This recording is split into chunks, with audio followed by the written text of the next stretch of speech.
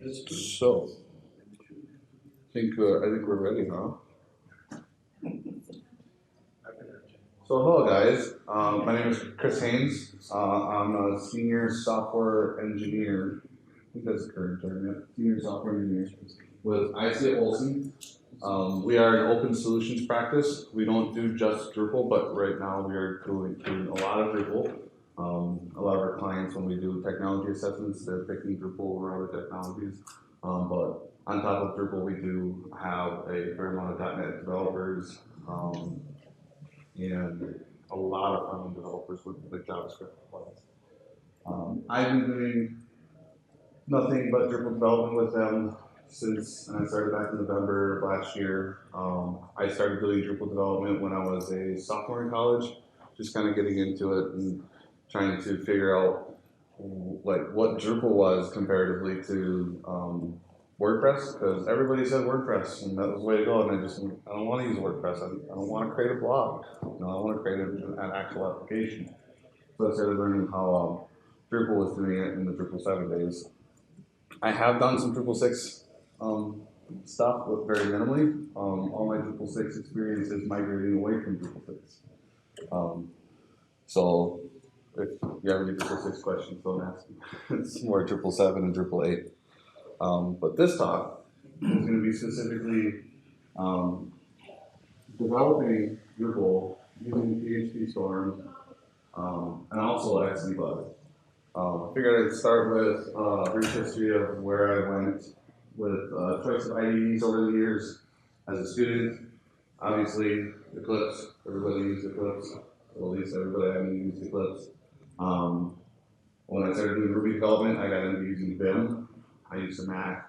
All my development was done on the Mac locally, so I got used to using Vim. I wasn't really much of an Emacs guy. We had a teacher who just loved it and tried to push it as much as possible, but I didn't. Also, starting in school with Notepad++, when we started getting to writing C, and I found out that we had a shared drive that hooked up to all of our Linux systems, I started using Notepad++, so I didn't have to use Vim as much, but that was also before I started doing Ruby development. One teacher recommended me to use Sublime Text, and I asked him, all right, I'll try it. You recommend it, but this is Notepad++ for Macs. You may say that, but do a side-by-side comparison. Everything that you can do in Sublime Text, you can do in Notepad++. At least everything useful you can do. Religious wars. Yeah. Religious wars. Things you don't talk about when you go back back home. Religion and politics and IDEs. And then I tried out using Atom. I remember Google pushed something out to me, and I think actually GitHub did this too. And so I'm like, I might as well try using Atom. And Atom seemed pretty good. There was a lot of plugins for Atom, but it really wasn't an IDE. And I had to think down like what an IDE was and how it integrated with the backend server. So there's not much integration with the backend server within Atom. So I started using AppHannah. I was working at a shop where they had purchased PHPStorm. It was a father-son shop. The father purchased it for his son. Obviously, it's pretty expensive to purchase. Otherwise, they would have done that for me. But instead, I used AppHannah, which kind of just put me back into the Eclipse days. I'm like, this is basically reskinned Eclipse, and like, this is not good. It took me a while to get my development environment set up, and then finally, PHPStorm. And the cool thing about this is, I just randomly went out and grabbed this picture, and it was awesome. But if you notice, they're using Xdebug in this picture. Like, this is what the Xdebug is giving me. I'm just like, I noticed that, and like, when the TC Drupal camp was giving the session, I'm like, I did a good job of picking a picture out. So we get on to the good, real questions. Why did I choose PHPStorm over all those? I didn't buy it. The company did. They did come to me. My manager came to me and asked, he'd been hearing a lot of rumors about Drupal developers using PHPStorm. I'm like, well, Conquer developers use it. So that's good enough reason, isn't it? And if you're willing to buy it, I'm willing to use it. This is kind of like funny because we purchased it and we've had the license for I think 3 weeks. Nobody was using it, And I was going off and I had a class for 7 module development with one of my buddies. He's the CEO of Bigly Software, and he was allowing me to take the class for free. And I'm just like, all right, I'm going to audit it, see how you like it. And I found out it's really because he's partnered, or Bigly is partners with Aquia. It's their training. So I went through and was like, all right, I'm ready to go for the class. Got everything out, opened up Notepad++, I was all ready to go. They use an EC2 instance, so we just remote connected to that. And I was like, wait, I have a PHPStorm. I can just go download it real quick. So it was like 15 minutes before the class started, we were still waiting for the last people to roll in. And it was like, all right, so real quickly, I'm just gonna go through, download this, and then I did a quick Google search on how to set up PHPStorm for Drupal. And while he was talking, introducing himself, kind of introducing what the class is going to go, 15 minutes later, I was ready. I was there. I was like, oh, that's it? Seriously? And I soon found out that there's like other things, like specific things about it that are like, so not only setting it up made it fast, but as I was going through the page and what you do in setting up PHPStorm, I found out like code formatting. It automatically recognized that I was doing Drupal and set my code formatting to Drupal coding standards. I went through and I'm like, oh, here's this little quick like comment on the page that says, by the way, if you hit Command space or Control space, you can automatically like comment on the fly, and that's also part of like hook declaration finishing. It'll recognize within its intelligence to try to finish your hook declaration and give you some other things, which I'll get to a little later as well. But enforcing Drupal coding standards, it's another trick. You guys heard of the Drupal coder module? So that's what they use. You can just download the module and bring it in, but a couple other things that we've been using will have coder installed with it too. Code completion, which is part of that whole like command space part, where its intelligence just recognizes it, and like once you just point to specific libraries to include, it knows to include them, so it searches for it and tries to find all the function that you need on the fly. So all the hooks that you could ever want to know, if you don't know that much about hooks, you should be using PHPStorm because it will tell you and it will help you along the way. Like developing your first modules is a lot easier than it is without. Drupal support and documentation is built in. Just like in the old days, it gives you this little block, kind of explains it, but it'll directly take you to their API as well. So it's great, not only having it in IDE, but having a link to their API. And then integrated brush console is something that I like, because I don't like going into the UI of most websites. I enjoy like kind of like being behind the scenes and tinkering with the site and being able to add stuff to it. And then, like I said before, like numerous hotkeys. There's even a plugin which enforces you to learn hotkeys. Like it'll stop you when you try to do something from doing it like the way that they don't want you to learn the hotkey. There's a guy I met at the Twin Cities Camp, Chris Weber, is a PHPStorm fanatic. He knows more about it than I do at this point, and he'll say that plugin at first pissed him off, but then now he enforces it and recommends it for everybody. He's like, it's just the amount of hotkeys you can get, it just cuts down your development time a lot.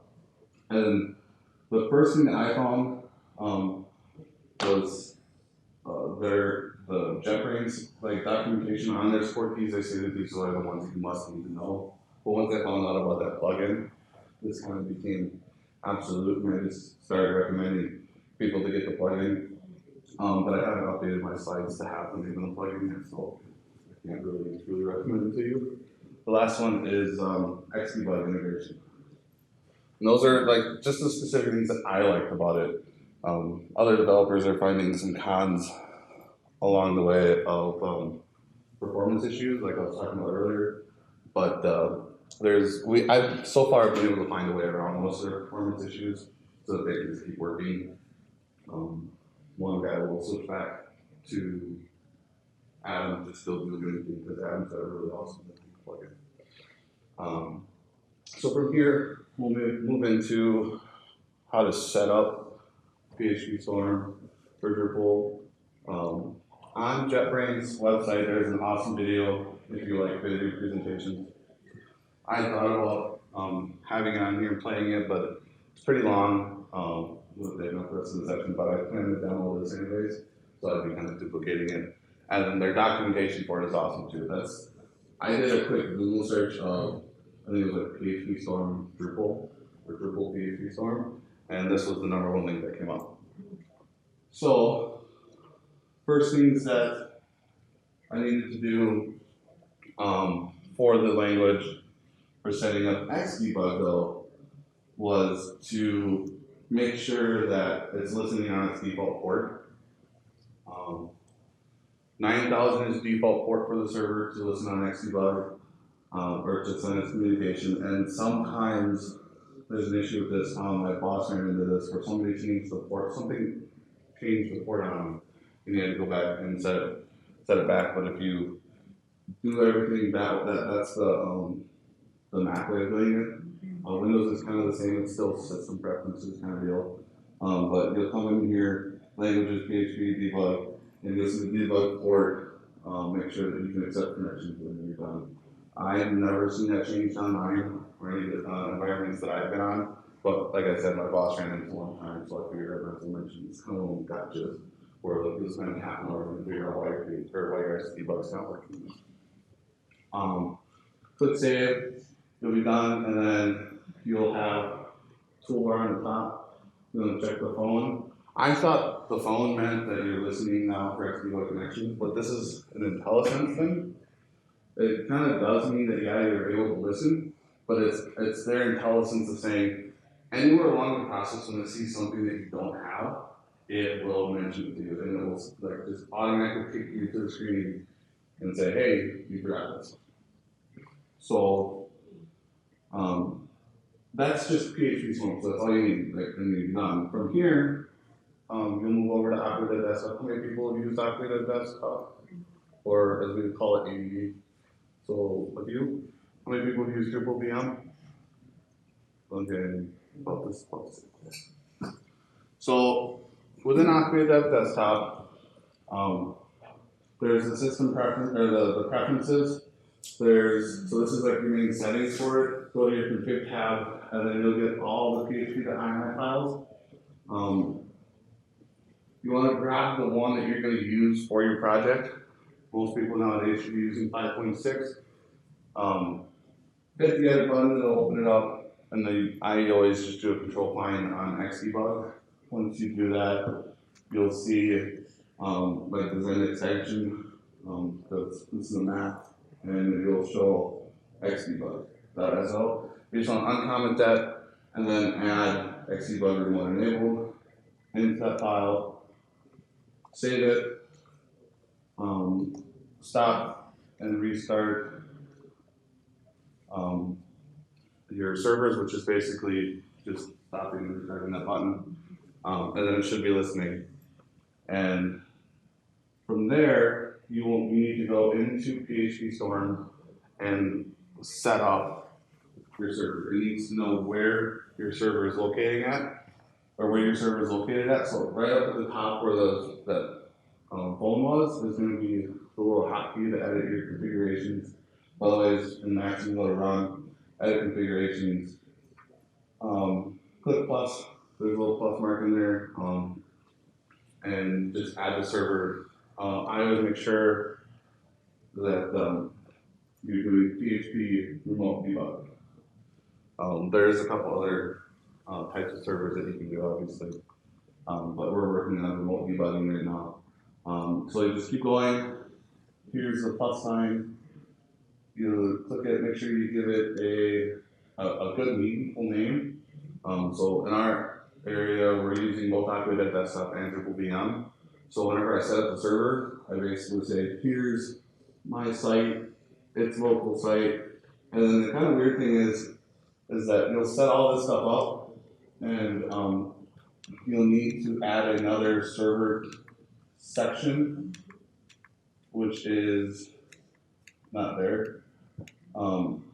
But I always do like ADD dash, like, so I'll call the server, like if it's an Aqua Dev desktop server, I'll just call it ADD. If it's Drupal VM, I'll just call it Drupal VM. And if we're hosting it any different way, like with MAP or something like that, I'll just say that.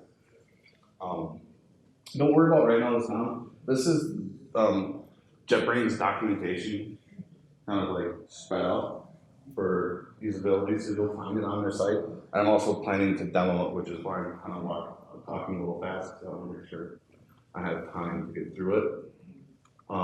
Which is now the demo. And this is just specifically for Aqua Dev Desktop. Uh-oh. There we go. So, you guys are seeing it. So, last night I went through and I set up the DrupalCorn project in Aqua Dev Desktop. In your preferences, here's your config. This is where everything's at. I made sure it was 5.6. Edited it. I don't know if I've changed this one yet on this particular file, but we'll soon find out. So yes, I've already uncommented it for 5.6 and turned it on. So we don't have to, I won't have to do that, but at least you can see kind of like what I did where I stored it. And so save it, close it. Since there's no changes, I don't have to restart Aqua Dev Desktop. So we're at the point where the server is actively putting out your Xdebug information. So we'll come over to PHPStorm. I just created this last night, so it'll be all fresh and everything will work the way it's supposed to. There's a couple different ways of creating a project. If you're doing custom module work, you'll just create a new project. And as long as the Drupal plugin is there, you'll be able to select Drupal module and it'll create everything for you. I'm going to just open a project. So it is sites, dev desktop, DrupalCorn, and that's my project. Now, first thing it always does, which is kind of why I spoke fast, is it has to index the site, index all of its folders. You see down here, I haven't found a way to make that faster because it needs to know, it's trying to gather as much information about the site as it possibly can first. Hopefully it'll finish pretty quick. That'd be a good question spot when it's indexing the files. So now that it's indexed, its IntelliSense has kicked in and says, this looks like it's a Drupal module. I think they need to update it. I think they need to change this because it's not a Drupal module, it's just a Drupal project. So I want to enable it. Click enable. The installation path, it has already figured that out. It has also already figured out that it is a Drupal 8 site. So all you have to do is just hit OK. It'll go through and re-index the whole thing again. But since it also saw that it was a Drupal project, it'll ask you for Drupal style formatting. It'll automatically come up and take care of everything for you. So you just hit OK. And now all your code is going to be by default using Drupal coding standards. It will, if you try to do something wrong, it will show you on the side that you're using the wrong syntax, and there's a couple other plugins which are really cool that will kind of fix it all for you. I just don't talk about it in my session here. But there's also one thing that we kind of missed, and that is this PSR0 namespacing.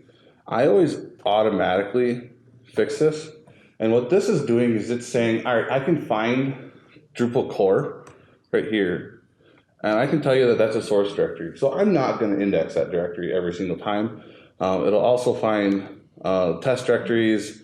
You can exclude specific directories. And it can also give you your resource root.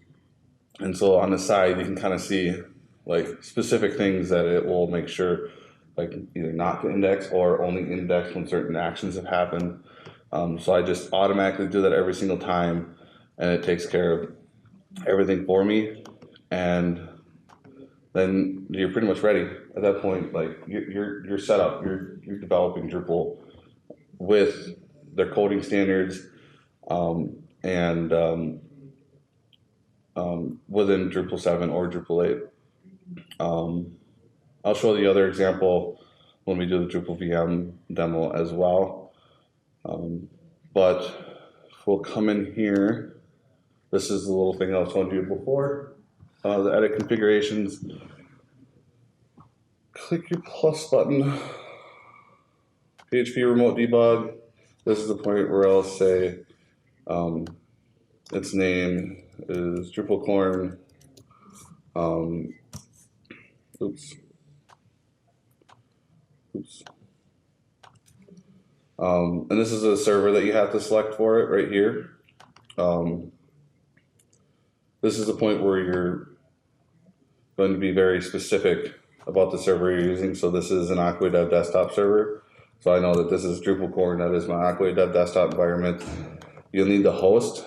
The host is the site URL that you've used. If you've got a specific port that you're using, change that right away. Make sure that the server is set up to Xdebug and you're done. Since this is a local server, you don't have to set up path mappings because it knows directly what files open up. And then right here is your IDE key.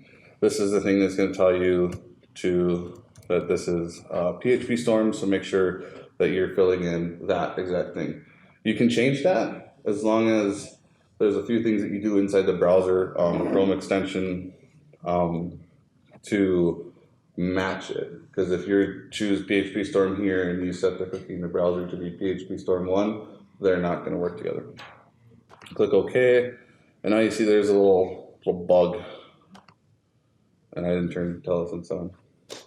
Shame on me. So now there's a little bug, so you know that it has connected to the server, everything's good. And now we're over to the browser. I keep forgetting to go out to Chrome and get the URL for the Chrome extension for this. But if you just search Xdebug in the Chrome extension stuff, it's the top one. But this has the ability to turn on the debug profile or tracing. And if you right click it, you can go into the options. And this is where you define your IDE key, where this is where I could say that you could pick a different one if you wanted to. But you could pick Eclipse NetBeans, so this is a pretty good extension for even not using PHPStorm. Since there I don't have to change anything, and I'll just turn debugging on.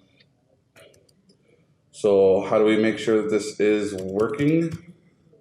Well, let's put in let's open index.php and let's figure out what happens when the kernel is created. So we'll refresh it. It'll automatically kick you over. It's telling you, actually this is telling me to set up path mapping. So for the mapping, you don't want to map specific files. You want to map as high as you can. So it's trying to load the index.php file, and it's trying to figure out where it's at. But I could just hit accept and take it from here, but I'm going to ignore it and I'm going to set it up.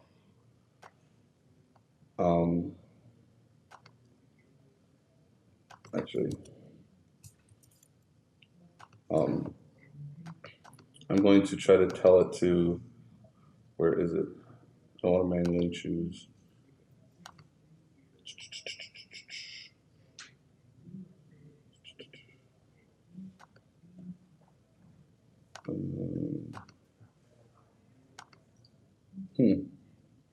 I didn't have this happen before. This must be an update with their stuff. I'm seeing. Let's try it.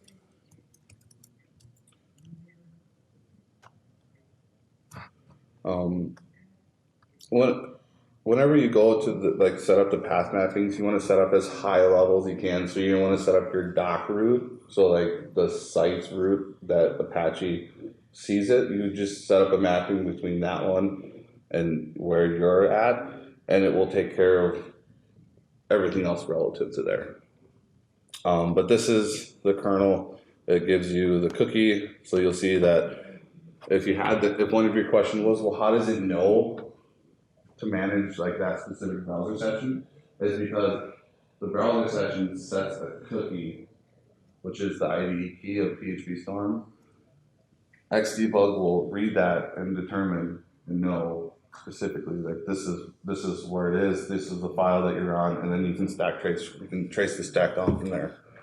So if you need to know anything specifically, like you have render array issues, this is a great tool for bumping through the render arrays and getting any extra information that you wouldn't normally had issues with, instead of like trying to print out, because sometimes you'll get that white screen of death and you just have to like look through logs and kind of just know, I've seen this happen before, so I know what the issue is. But if you've never seen it before, this is your handy tool. So this also comes into the hotkeys. There's a hotkey for each one of these things, like to step into it, so to know where you're going, what's calling it. It's explicitly telling you like which class is being called anytime that you're doing things, so it gives you a ton of information. So that's all stuff that I've seen and liked. So now we'll go over to, let's close this project. We'll go over to the Drupal VM way of doing it. It's slightly different. I'll kind of show you through my slides real quick.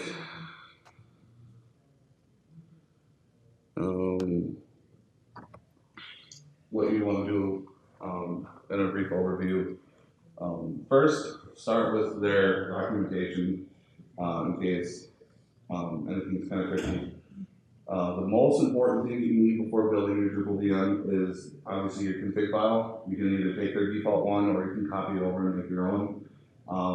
But this is like the example that you can kind of work on.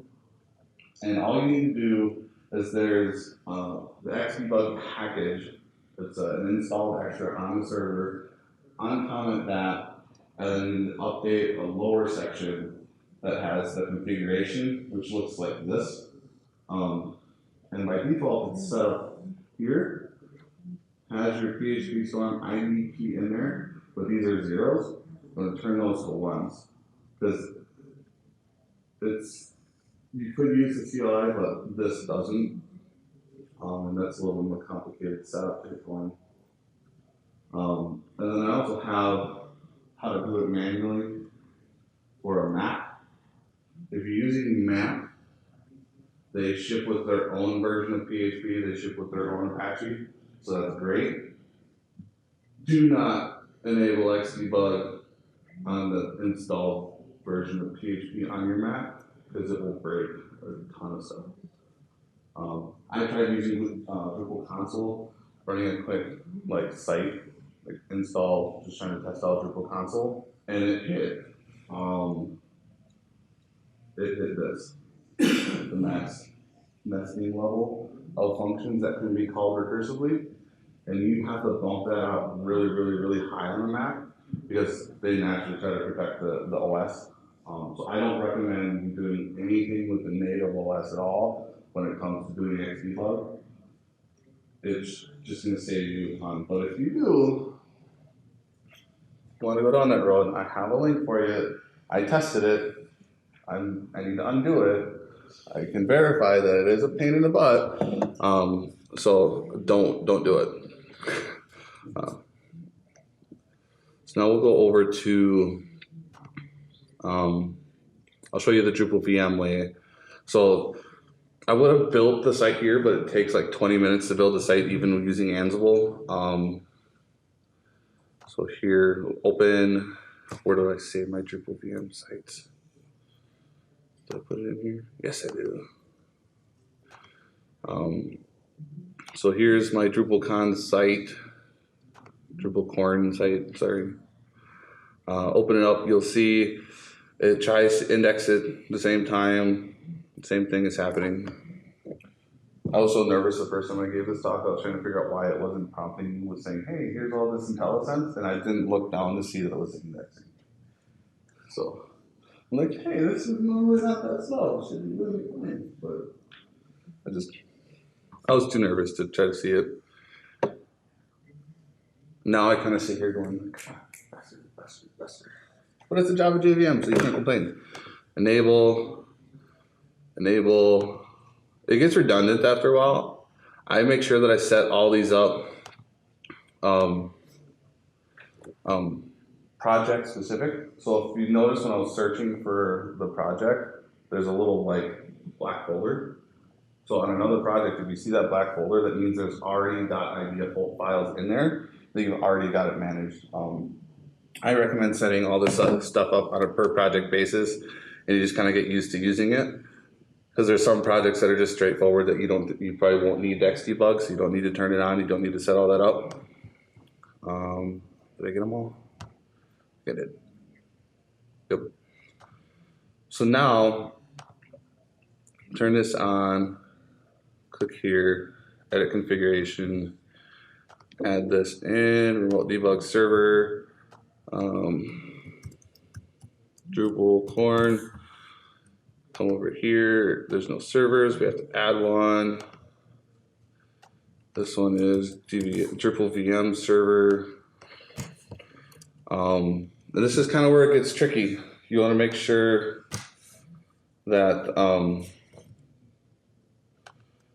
you're using the named URL, not the IP that you normally get. You know, this IP. Make sure you're using the named URL for it. Whoops. So there's the host, it is Xdebug, hit OK, PHPStorm, and wait. I want to use path mappings. So this is the path mappings things that I was telling you before. So you need to know where the doc root is, and web is the doc root, and so I believe I set it up var DrupalCorn points to there. We'll see. Hopefully.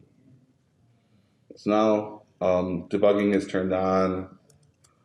We just have to come back over to the site, debug this page, go into our project. This is another Drupal 8 site. We need to find Drupal lab index.php. Put in your breakpoint, go back to the site, reload it. Didn't kick me over, it should have kicked me over.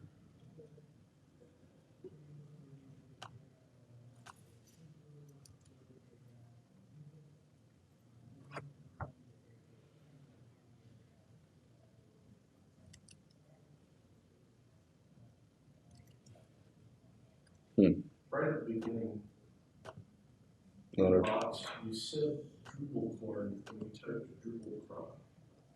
For the name? Yeah, that's fine. This configuration is specific to this project. I probably shouldn't have done that, but I have a feeling that my two sites are conflicting. Of course, I've never had that happen before.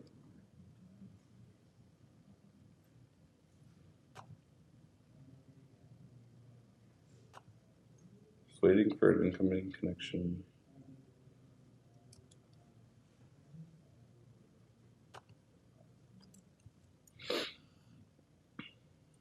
Yay, demos.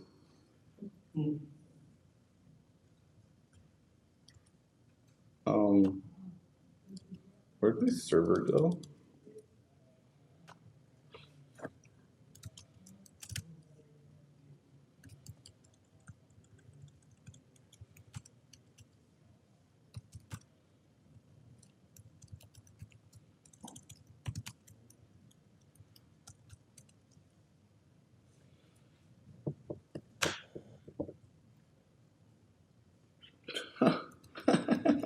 Sorry, guys.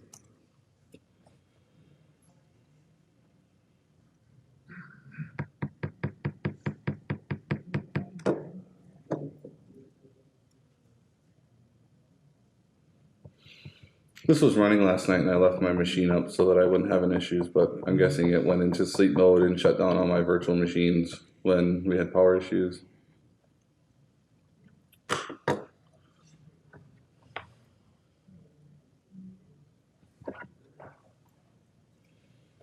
Come on.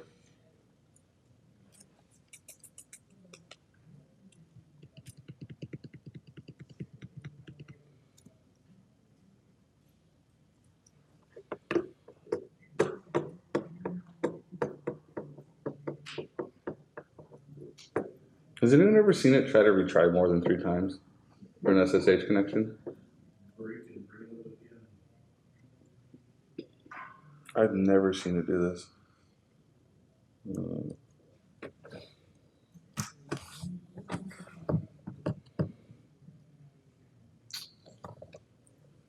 Oh yeah, that's right. You can't break. It kills it and puts it in the background process.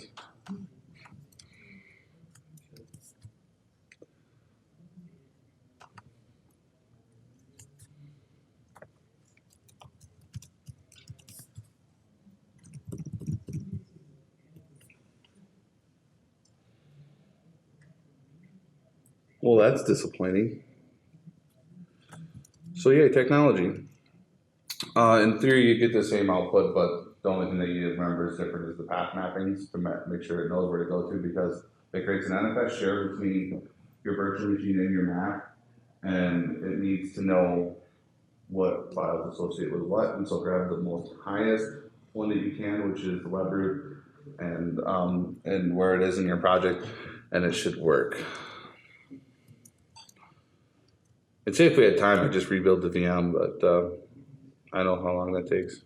And we have, how much time left? 7 minutes? So we can just go into questions.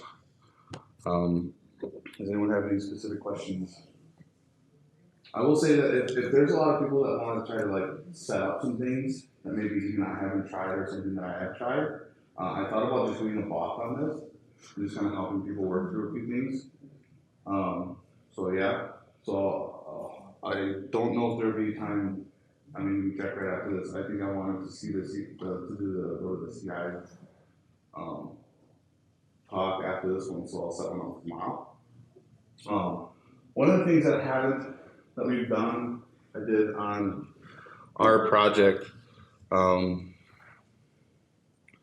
Just going to close this, disconnect. Hopefully I'll have time to show you this real quick since there's no questions. But we're using Bolt, and part of Bolt has ESLint in it. And so what happens is anytime that we merge and try to deploy, it'll automatically link your code. So that's just part of its deployment process. But there's a way for you to set up PHPStorm for you to be able to link your code before you do so. And what we've done is ESLint is installed via Node. You then get a bunch of Node modules that ESLint requires.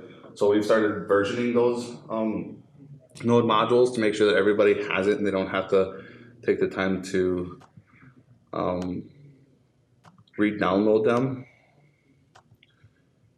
And in our project, when it's done indexing,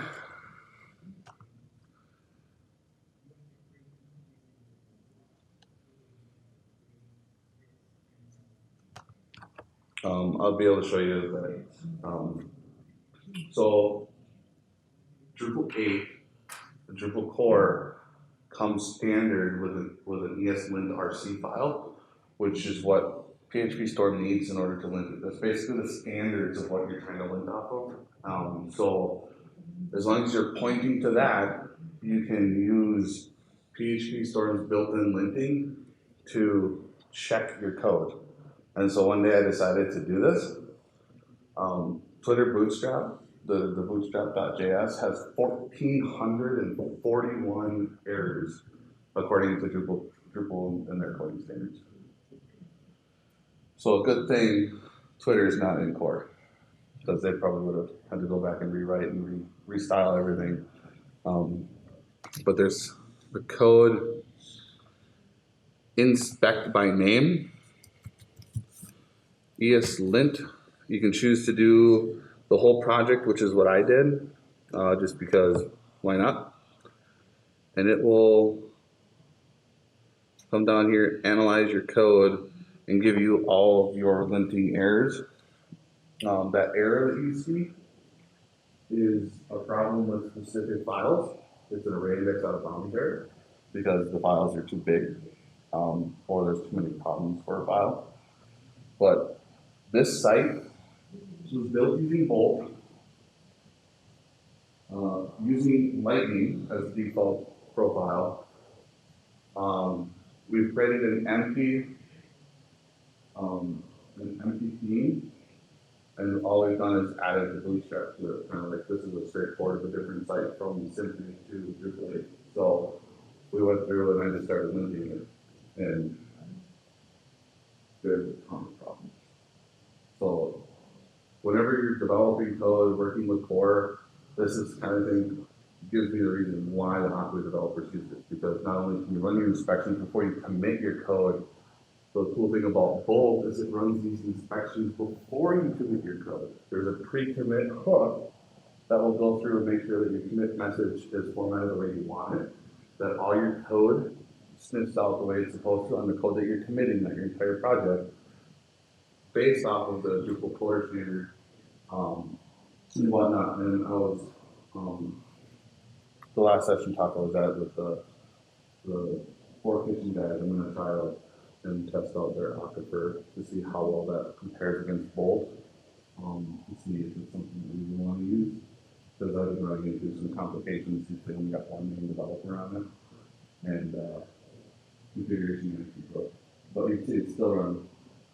And I did the entire project, and so I get kind of disappointed, but if you'll notice that, I think I've noticed too that there's some things in core that still have errors, and they still allow it to go through. But that was just my most recent thing that I came across. There's a bunch of other things, cool things that I've been wanting to test as far as automated, that are part of our automated deploy process that I want our developers to run beforehand, so it speeds up our deployment process. Any other questions on top of that? So I'll make sure they go straight to Bob. I've kind of had a modified version of the slides that I put in Google Slides, so I will go ahead and share that via Twitter. So yeah, that's my spiel.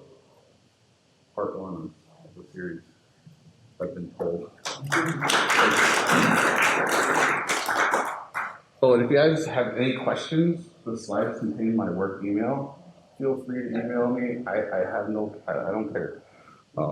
If you find something that you had as an issue, PHPStorm, Xdebug, or just Drupal related, I have no problem helping other people, because sometimes the way that you guys are doing stuff and helping you through it will solve my problems. Let's disable that inspection. Oh, and there's a dead giveaway right there that my current project is the Belize travel people.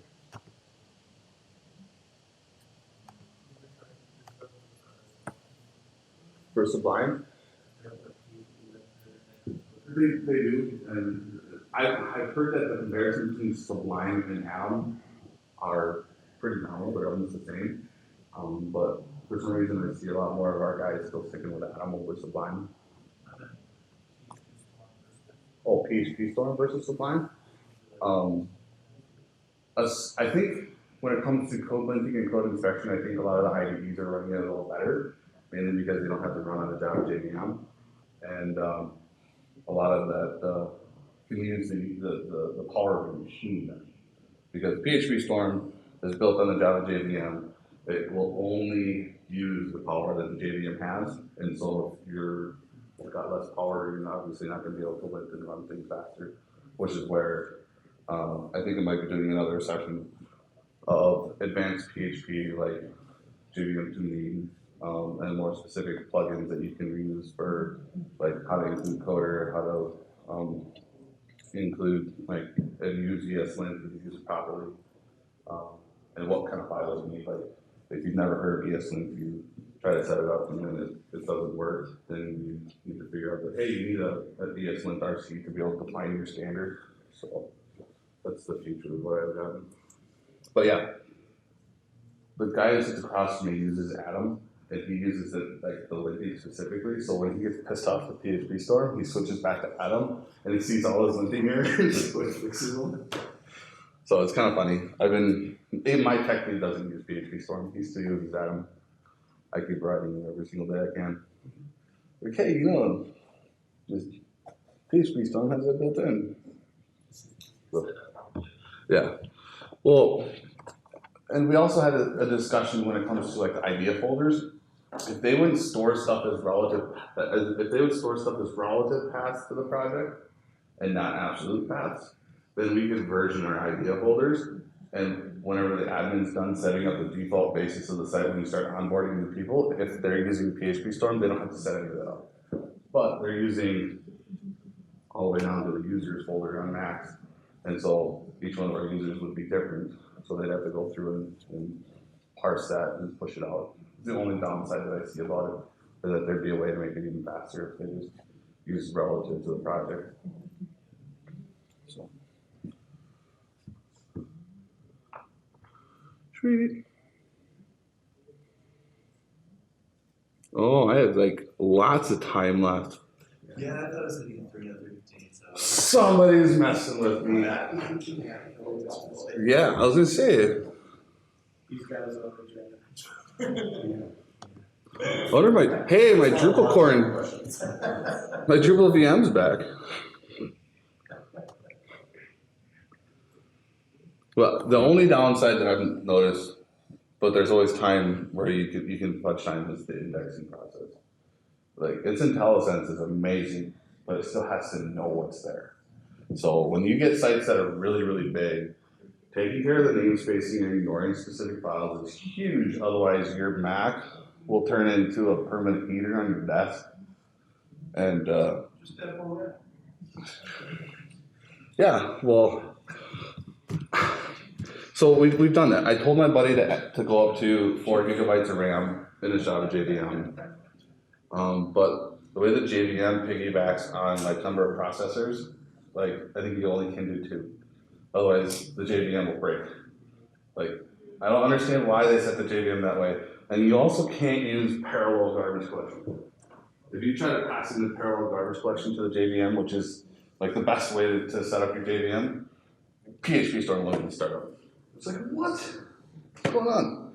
Because my background before here was using a CMS called CommonSpot, produced by a company called Paperthin, and it was a cold fusion written and driven CMS. So you had to set up every single one of your sites, needed IIS, needed Apache, or needed IIS, needed to have a JVM on there, and then it reviews cold fusion. And through the whole process, you got really, really good at how to configure performant JVM. And once I got that down, it was like, all right, we're good to go. So I couldn't believe that helped me with PHPStorm. But now I kind of wonder why the JetBrains people decided to not include specific tuning features of the JVM. Because they say PHPStorm and all their products are tuned specifically for what you're doing. And all I can sit here and say, bullshit. Like, yeah, it works good for WordPress sites when there's like nothing there. Like, I don't even think I would have used like been able to do their version of like a cold fusion setup with how big our our common spot site got. It was huge. Like, I don't think I would have been able to handle that either. So the bigger the site, longer it takes to index, even if you do have other issues. And I'm still struggling with the guy across from me on like what he's doing. Like, he himself has enforced linting onto his code. Actually, I asked him this last week. He's enforcing himself on our project. I'm enforcing it on all of our developers. So I tried to turn that on, and as much as what he was doing on his project, try to see if I could duplicate his issues, because he was getting the beach ball back. Like, it would just freeze up. I still have not been able to duplicate his issue.